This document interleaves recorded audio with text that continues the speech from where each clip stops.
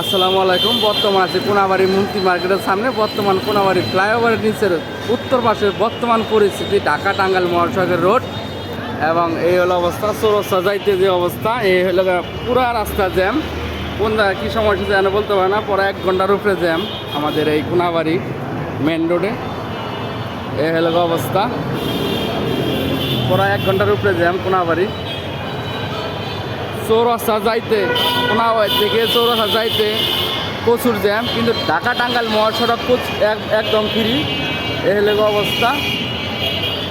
কিন্তু কোনাবাড়ি থেকে চৌরাস্তা যেতে যে রাস্তাটা পড়ে আর কি উত্তর সাইডে, ওই রাস্তা প্রচুর জ্যাম, প্রায় 1 ঘন্টার উপরে জ্যাম। এই হলো অবস্থা। ওস্তাদ কখন ধরে রয়েছেন?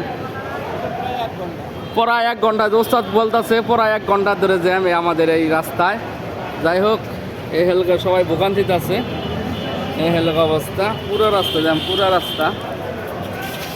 এই হেলকা অবস্থা, জনগণ সবাই ভোগান্তিতে আছে। এই হলো অবস্থা, বর্তমান পরিস্থিতি। ভালো আছো না? এই হলো অবস্থা, মাল খায় কালারে। এই হলো অবস্থা, পুরো রাস্তা jam, Konabari main road Gazi.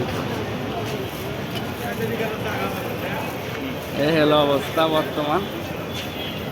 সবাই ভালো থাকবেন, সুস্থ থাকবেন। সবাইকে আসসালামু আলাইকুম।